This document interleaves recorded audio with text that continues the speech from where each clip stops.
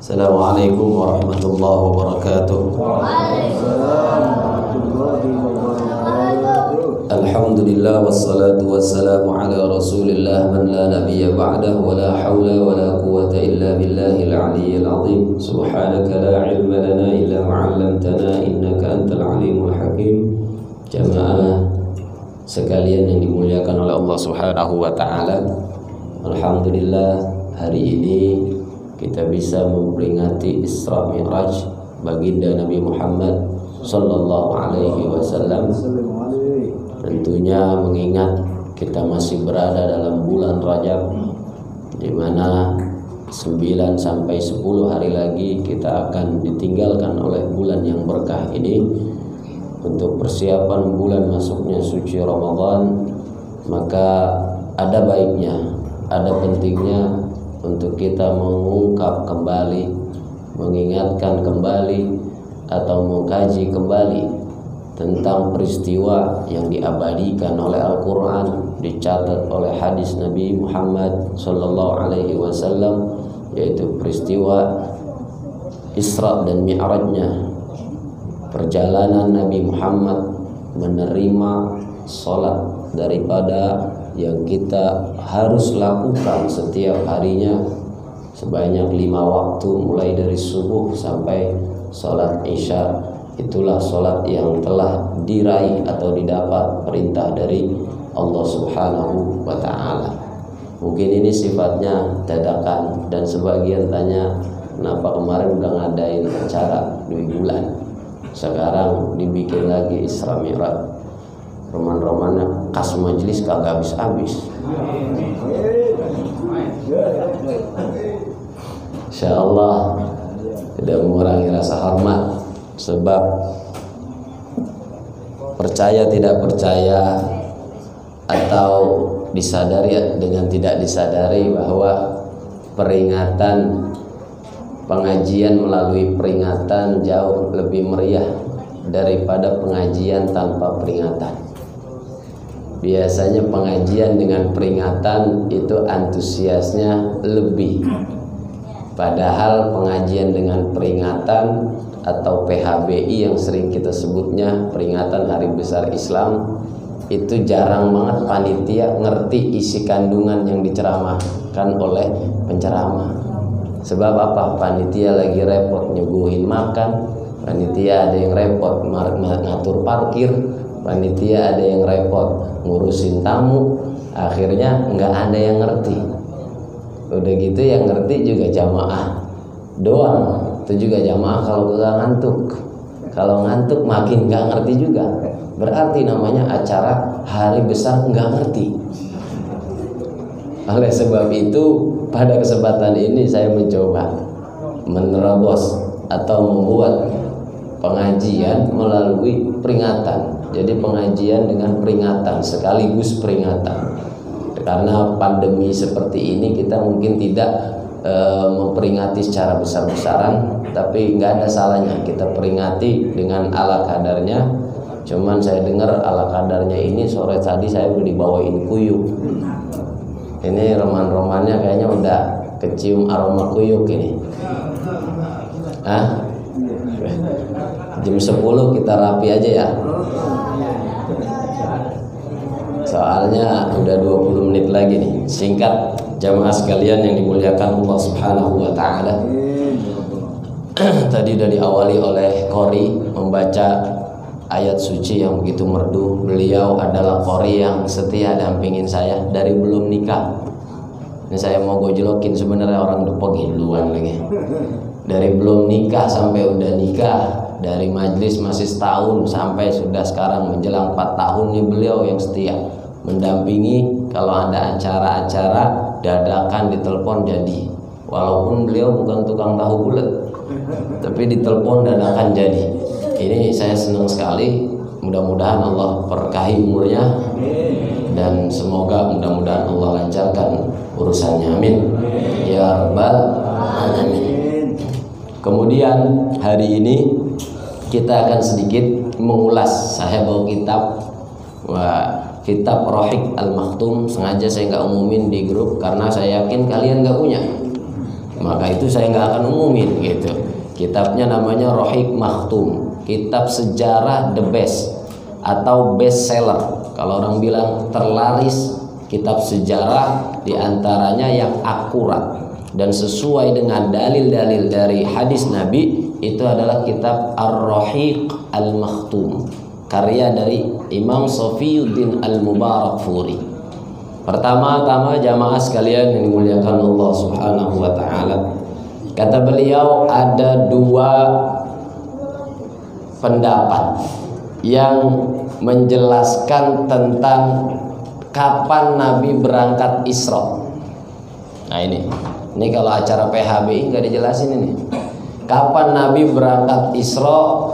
Menurut Al-Imam At-Tabari di usia 40 tahun. Ingat-ingat, di usia 40 tahun. Menurut Imam Nawawi di usia 45 tahun. Jadi beda 5 tahun pendapat antara Imam Nawawi dan Imam At-Tabari.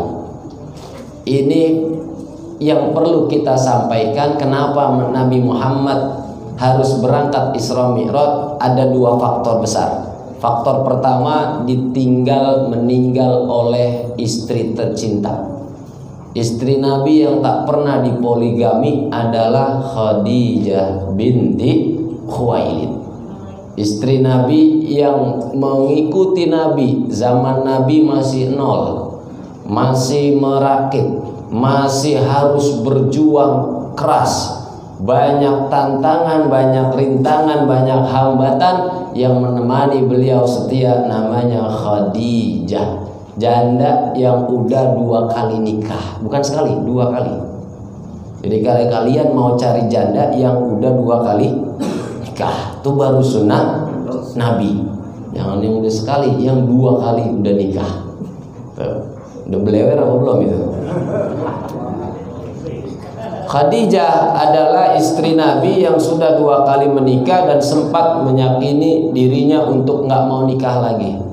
Ketemu sama laki-laki yang tampan, kemudian jujur, baik hati, terkenal di kampungnya sebagai julukan Al-Amin. Nabi Muhammad punya gelar namanya Al-Amin, orang yang dapat dipercaya penuh. Itu namanya, bahasa Arabnya Al-Amin. Itu Nabi Muhammad dengan ketampanannya, kejujurannya, dan sopan santunnya, serta dagangan di tangan beliau itu selalu laris. Akhirnya jatuh hati Sayyidah Khadijah, kemudian mengungkapkan rasa. Yang duluan mengungkapin rasa perempuan daripada laki-laki. Itu antara percintaan Khadijah dengan Nabi Muhammad SAW. Kalau laki-laki yang mengungkapkan cinta duluan tuh laki-laki yang biasanya kagak laku. Tapi kalau laki-laki yang diungkapkan cinta oleh seorang wanita tuh 2 jempol, tuh hebat, namanya tuh lelaki hebat. Karena sejatinya formulasinya, kalkulasinya itu adalah banyakkan wanita di dunia ini daripada pria. Jadi pria nggak usah takut nggak dapet cinta. Kalau pria takut nggak dapet cinta, pulang beli bando aja. Tapi kalau seandainya laki-laki itu jumlahnya jauh lebih sedikit, harusnya perempuan yang lebih takut daripada laki-laki yang nggak mendapatkan cinta. Khadijah itu meninggal dunia sebelum Nabi berangkat Isra Mi'raj. Kemudian Nabi Muhammad ditinggal oleh satu orang lagi yang setia menemani dan menghalangi bagi orang yang ingin membunuhnya, yaitu Abu Thalib, paman beliau yang berada di garda terdepan. Siapapun yang mengancam nyawa Muhammad, langkain dulu mayat gua, kata Abu Thalib. Di tahun yang sama meninggal dunia. Setelah meninggal dunia, Nabi Muhammad dapat fitnah, dapat cemoohan, celaan, hinaan. Apa hinaan yang sering muncul? Apa hinaan yang viral? Apa hinaan yang paling ramai saat itu? Muhammad, udahlah, jangan ngaku-ngaku sebagai nabi. Anda ini bukan nabi. Nggak usah meyakini orang lain untuk mengikuti Anda dan Anda menyampaikan bahwa Anda adalah utusan Tuhan. Yang namanya nabi dari dulu sejarahnya di Palestina, bukan di Mekah. Tuh kata orang-orang kafir Quraisy.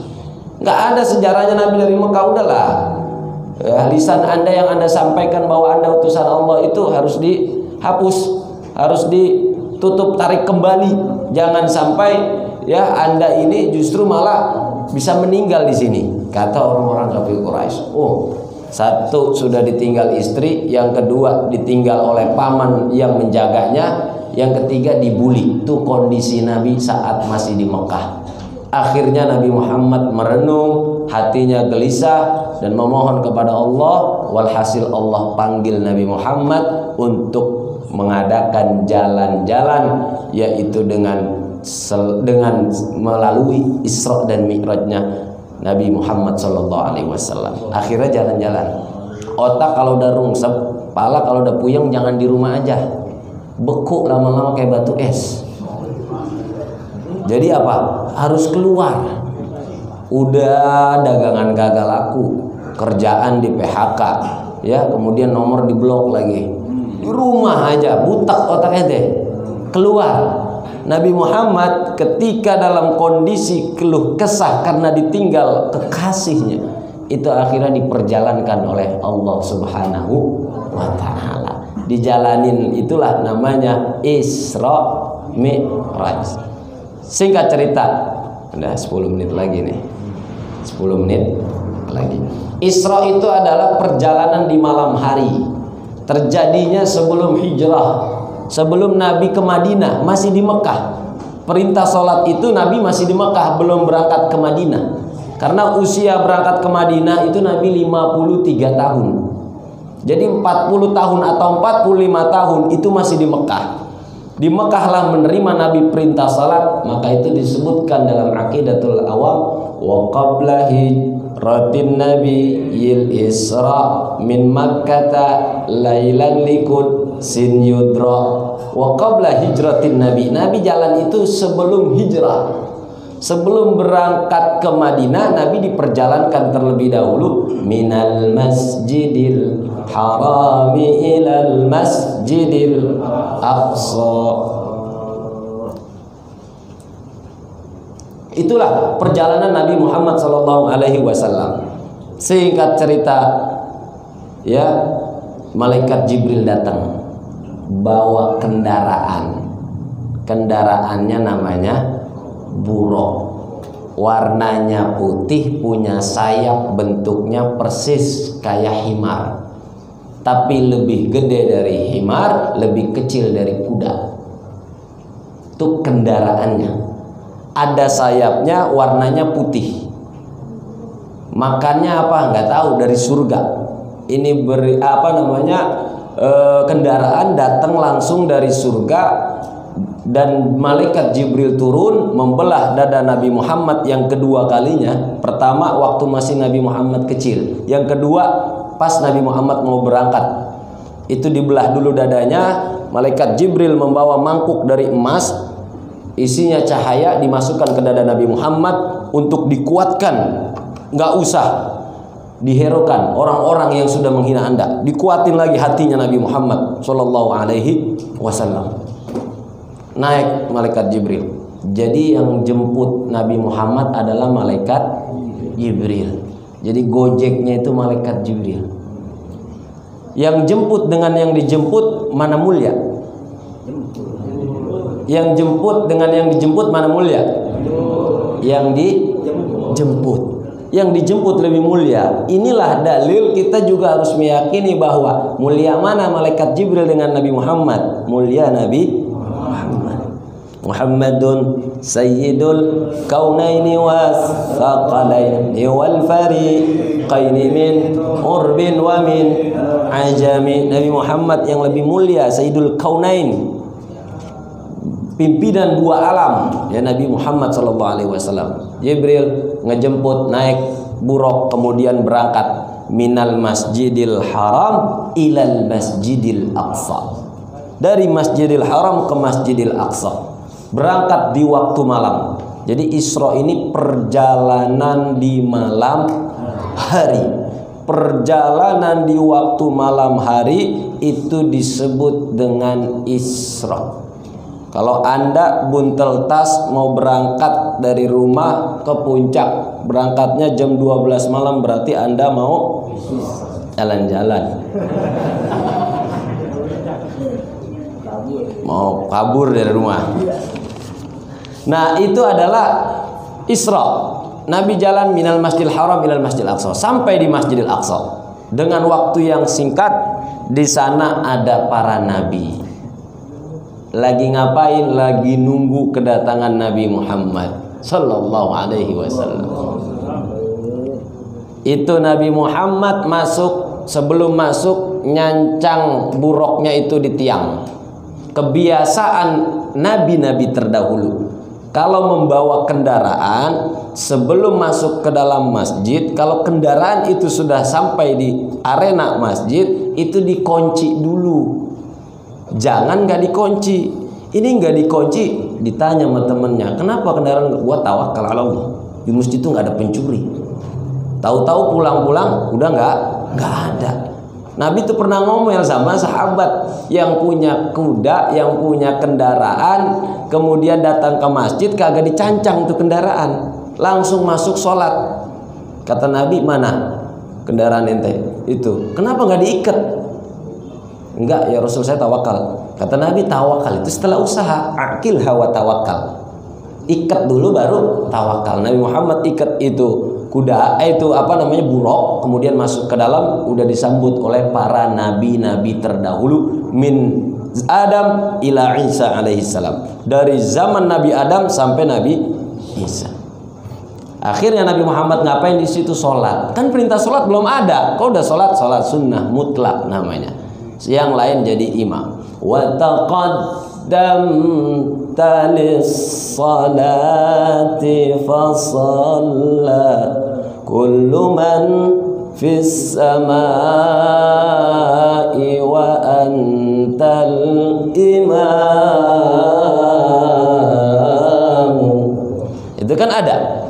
Kalau kita sebelum subuh itu dari dulu di setel di radio Surabaya, namanya Radio Yasmara. Radio yang pertama kali nyiarin itu adalah Radio Yasmara tahun 1960. Yang nulis ini namanya Syekh Mahmud Khalil Al-Hassari. Assalatu wassalamu alaik ya imamal mujahidin. Itu nyeritain tentang Isra Mi'raj.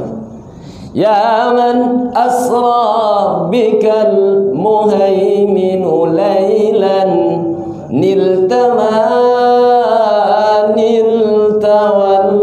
anamu niyamu.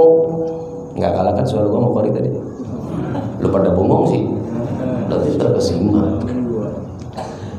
Nilta wal anamu niyamu. Engkau Muhammad mendapatkan apa yang kau raih, sedangkan manusia lagi tidur. Wal anamu niyamu.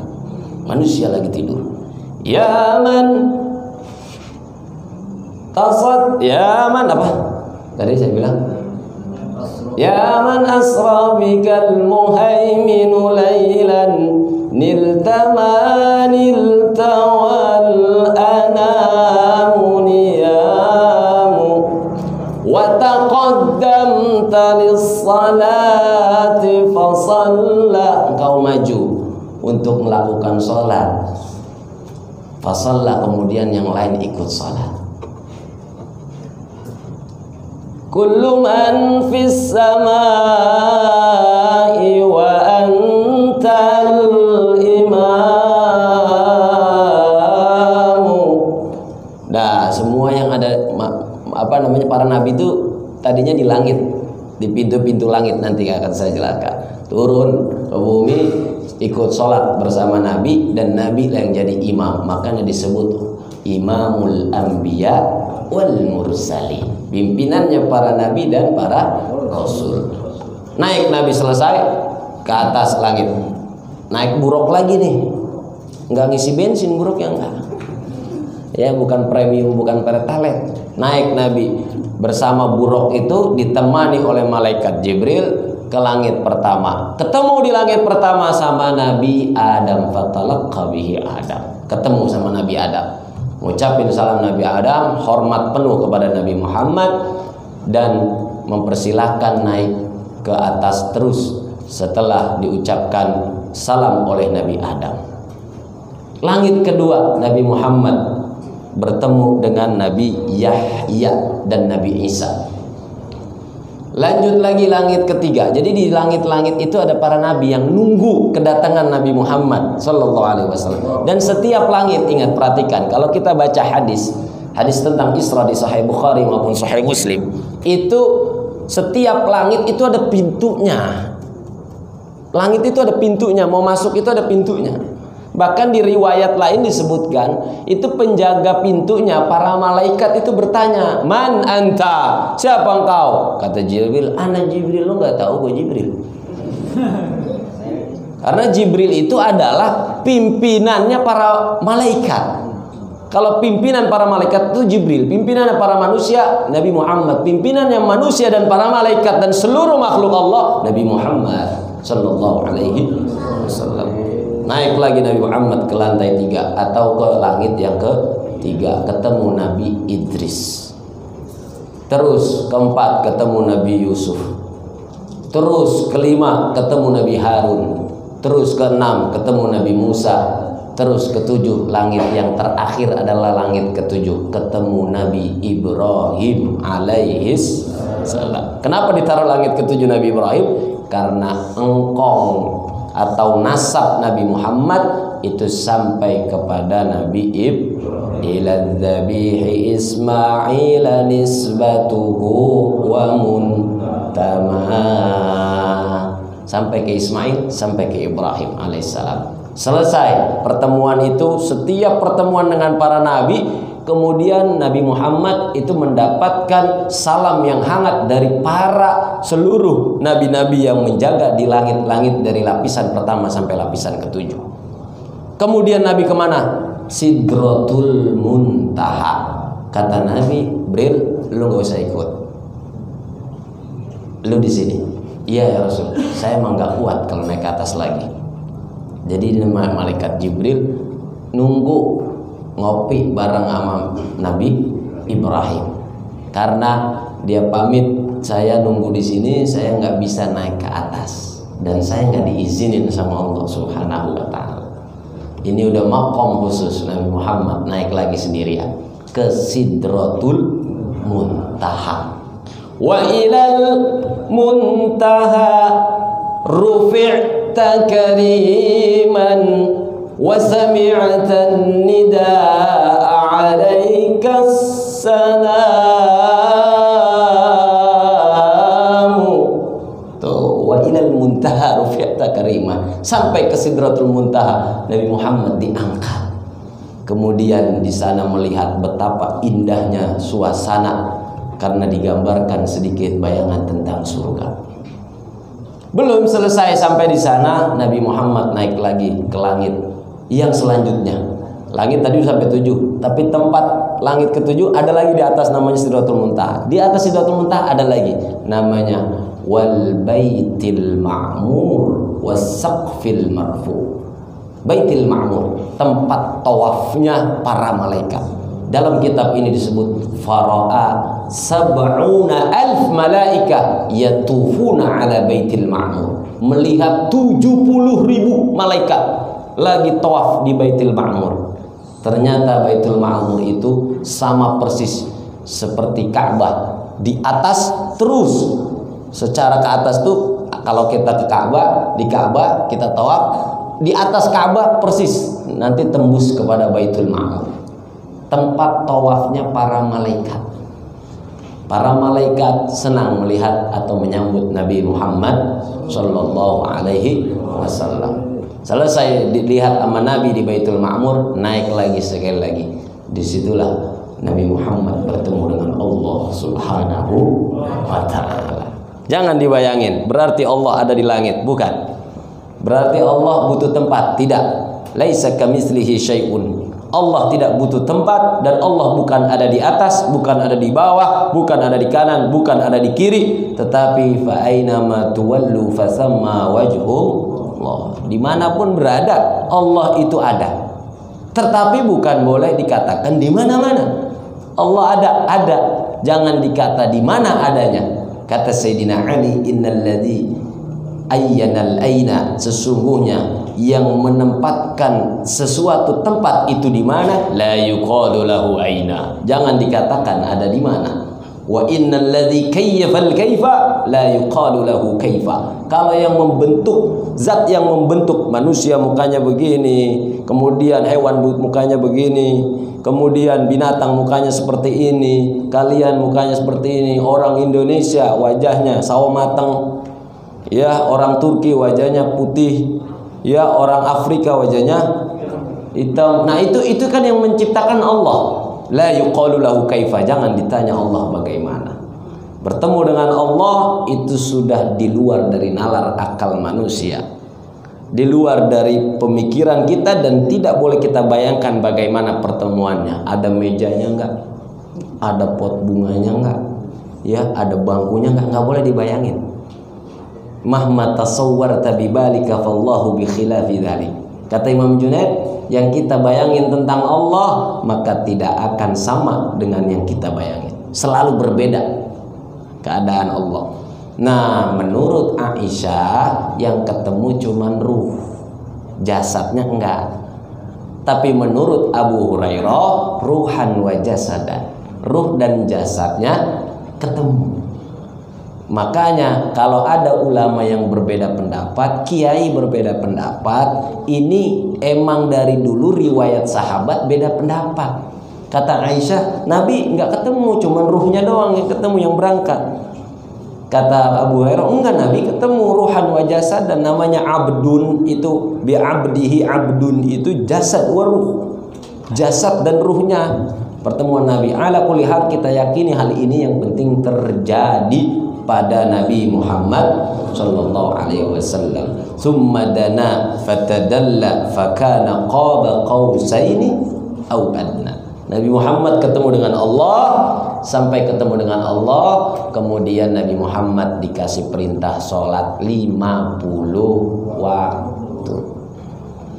Nabi Muhammad kaget, turun ke Nabi Musa, nemuin Nabi Musa. Kenapa Nabi Ibrahim dilewatin? Nabi Musa lebih pintar, otaknya cerdas. Nabi Ibrahim cerdas, Nabi Musa tapi dianggap nabi yang paling cerdas. Otaknya cerdas, logikanya main, rasionya main. Ingat ceritanya Nabi Musa dengan Nabi Khidir. Bagaimana nggak masuk logika ketika ngikut Nabi Khidir, melihat Nabi Khidir membunuh anak kecil, melihat Nabi ini menghancurkan tembok, melihat Nabi Khidir melakukan sesuatu yang di luar dari kebiasaan. Terus kemudian Nabi Musa itu dengan analisisnya, dengan rasionya, dengan pemikirannya, itu mencerna kejadian hal-hal itu. Maka Nabi Muhammad ketemunya Nabi Musa. Nabi Musa ini fisiknya kuat, fisiknya hebat. Kemudian juga kalau orang dijotos satu orang, 10 ke belakang jatuh semua. Nabi Musa, karena memang Allah siapkan untuk menghadapi Fir'aun yang juga punya kekuatan luar biasa. Itu Nabi Musa. Kata Nabi Musa, ya Muhammad, nggak kuat, 50 nggak kuat, minta tawar sama Allah. Nawar boleh nggak? Boleh. Nawar sama Gusti Allah, nawar boleh. Nawar Nabi Musa memerintahkan kepada Nabi Muhammad. Kata Allah, udah 45, turun 45. Balik lagi, minta tawar lagi. Inna ummataka la tati. Bahasa Nabi Musa itu dalam hadis, umatmu gak akan kuat Muhammad. Minta lagi, kurangi 40. Naik lagi terus, naik turun. Ketemu sama Allah, ketemu nama Nabi Musa. Nah, ketemunya Nabi Musa karena Nabi Musa yang pernah mendengar kalimat Allah di dunia itu. Nabi Musa pernah mendengar, makanya disebut kalimullah, wa kallamallahu Musa taklima. Akhirnya nego sampai 5. Dari 50 jadi 5. Kalau 5 masih berani ditinggalin juga, kebangetan. Terlalu, kata Romai Rama, terlalu kebangetan. Itulah akhirnya disimpulkan jadi 5. Dan kalau masih 50 waktu, kesian pengantin baru timbang tamunya habis, udah azan, sholat lagi, kemudian masuk kamar, selesai sholat buka baju, azan lagi. Akhirnya sholatnya nggak pakai baju, langsung sarungnya ditutup naik ke atas pusar. Udah bang, sholatnya nggak usah pakai baju biar nggak keazanan lagi. Habis sholat kemudian balik lagi baru buka sarung, azan lagi. Tuh kalau 50 waktu coba bayangin. Kapan dia untuk bisa bersenang-senang dengan istri, bercanda ria dengan anak? Karena 50 waktu full. Nggak ada waktu kita buat istirahat, waktu kita nggak. Akhirnya di korting jadi 5 tuh. Allah Maha Rahim, Allah Maha kasih sayang kepada hambanya sehingga dikasih cukup 5 waktu saja. 5 waktu 25 menit. Kalau satu waktu 5 menit kali 5 waktu 25 menit. Dikurangin dari 24 jam berapa tuh? Tinggal 23 jam 35 menit. Buat apa sisanya kita? Dokter bilang kalau yang baik orang membagi 3. 8 jam buat tidur, 8 jam buat kerja, 8 jam buat aur-auran. Nggak tahu nih aur-aurannya nih. Apa dia buat ya ngerjain sesuatu yang nggak jelas, apa buat apa maksiat, apa buat taat. Nah ini nggak tahu. Nah kalau logikanya seperti itu, maka ibadah kita kalau kita tidak niatkan setiap aktivitas kita karena Allah sangat sedikit.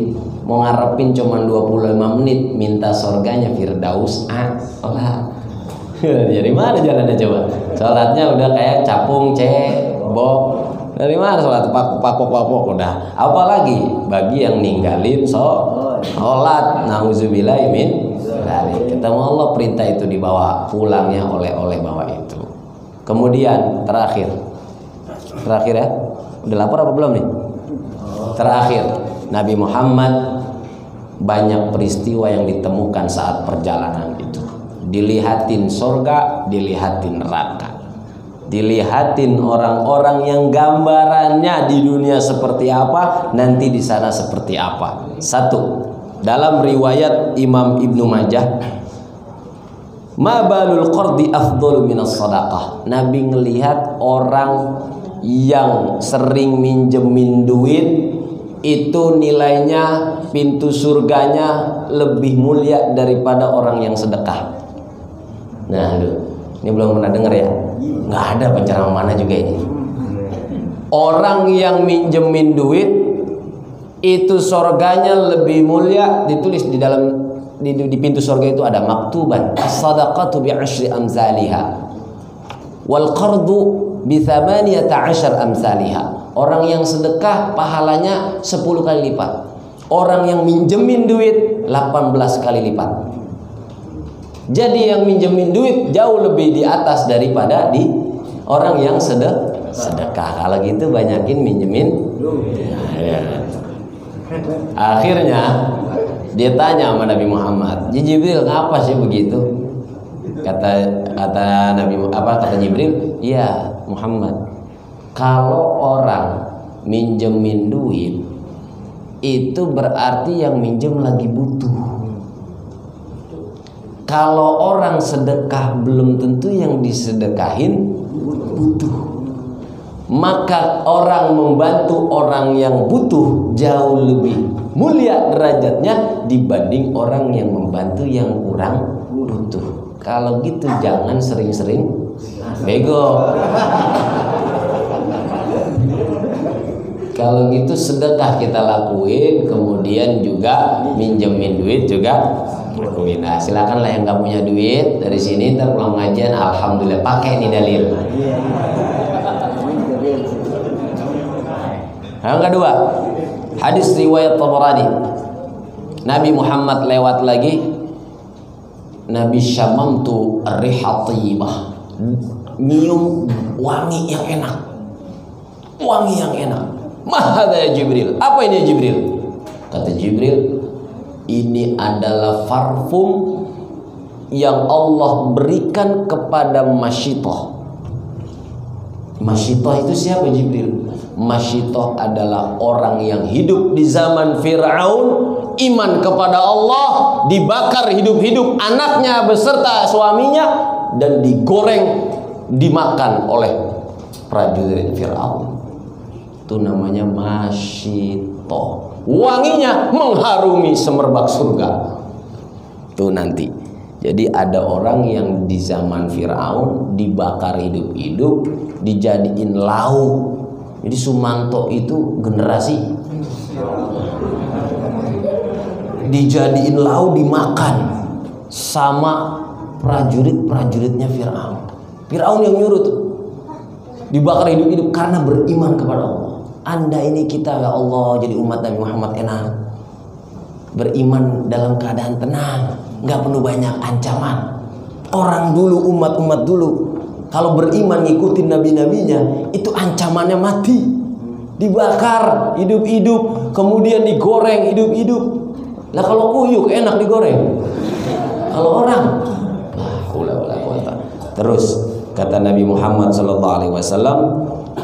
Kemudian Nabi Muhammad melihat ada orang pakai baju warna abu-abu. Nanya Nabi Muhammad sama Jibril, ya Jibril mah ada apa ini Jibril? Kok orang dikasih baju abu-abu? Kata Jibril, fa innahum khalatu amalan salihan bi amalin sayyi. Dia ini orang yang suka bingungin malaikat. Kadang dia sholat, kadang dia nyekek miras. Kadang dia bangun masjid, bangun universitas Islam, kadang dia melegalkan miras. Kadang dia sedekah sembako buat fakir miskin, kadang dia buka terlarang minuman keras. Nah ini bikin bingung malaikat. Akhirnya dipakein lah warna abu-abu. Jadi orang yang antara kebaikannya dengan keburukannya itu sama-sama seperti nilainya, maka nanti di sana pakai baju abu.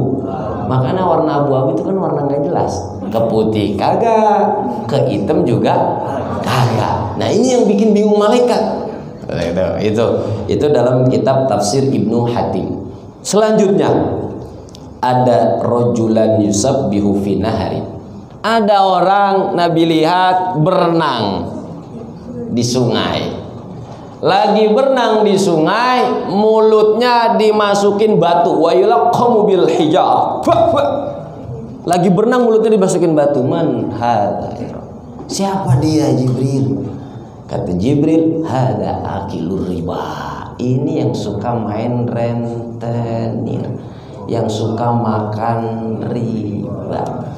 Itu nanti di hari kiamat akan berenang di lautan, sambil berenang dikokopin mulutnya pakai batu polar. Kira-kira ngap-ngapan gak tuh? Ngos-ngosan gak tuh? Nah, itu namanya orang yang suka. Kemudian Nabi Muhammad SAW melihat ada orang megang daging yang enak sama daging yang busuk.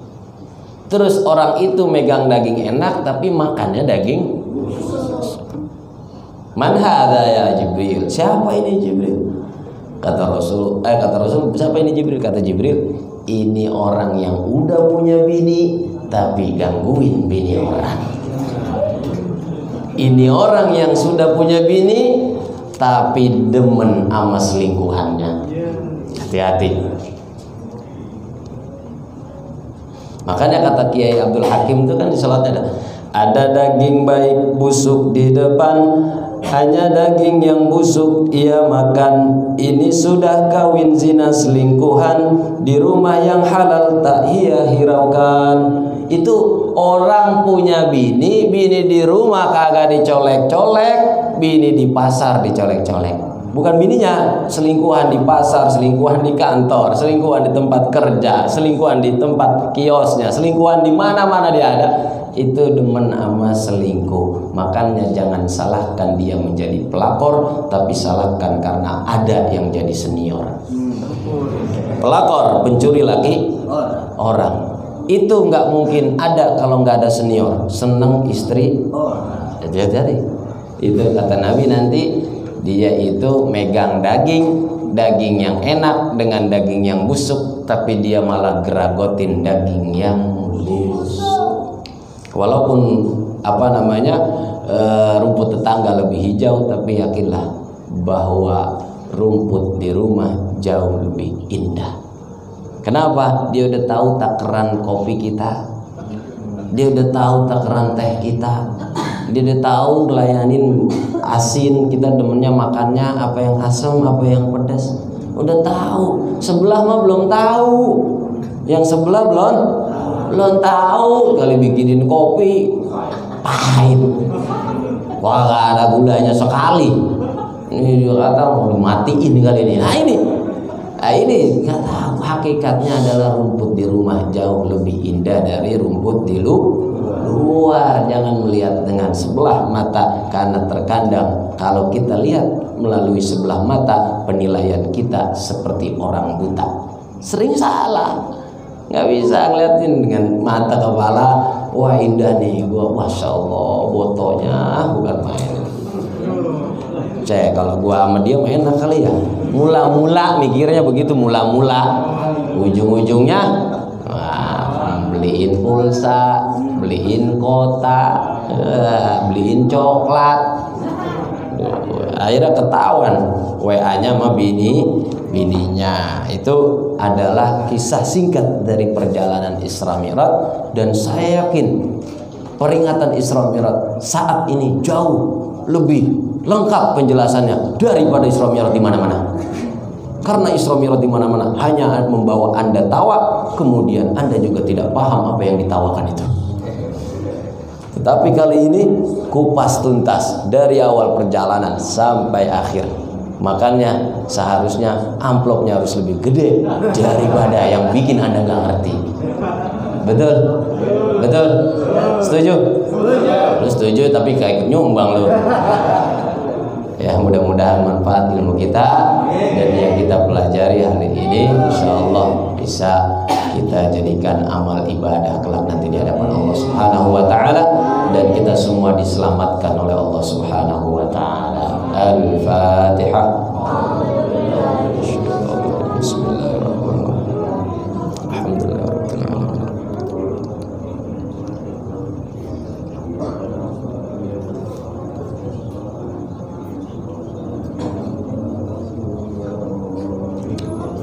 Allahumma bihaqqil Fatihah wa bi sirril Fatihah wa bi mu'jizatil Fatihah wa bi karamatil Fatihah wa bi man unzilat alaihil Fatihah. Ya farijal ham, ya kashifal gham, ya man li'ibadihi yaghfiru irham. Allahumma taqabbal minna salatana, Allahumma taqabbal minna salatana, Allahumma taqabbal minna salatana. Nas'aluka ilman nafi'a wa amalan mutaqabbala wa rizqan wasi'an halalan tayyiban mubaraka. Allahumma ighfir liman bana hadal musalla baitur rahman, wa liman salla fihi, wa liman i'takafa fihi, wa liman tasaddaqa wa tabarra'a fihi, birahmatika ya arhamar rahimin.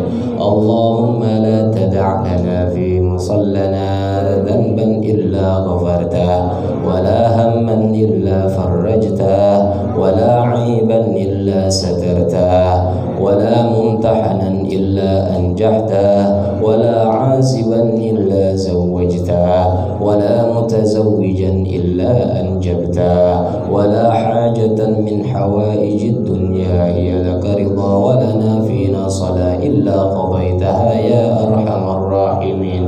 Rabbana ighfir lana wa liwalidina wa limashayikhina wa limuallimina wa liman dhawil huquqi alaina wa li jami'il muslimina wal muslimat wal mu'minina wal mu'minat al-ahya'i minhum wal amwat innaka sami'un qaribun mujibud da'wat ya qadiyal hajat. Rabbana taqabbal minna innaka antas sami'ul alim wa tub 'alaina innaka antat tawwabur rahim. Rabbana atina fid dunya hasanah wa fil akhirati hasanah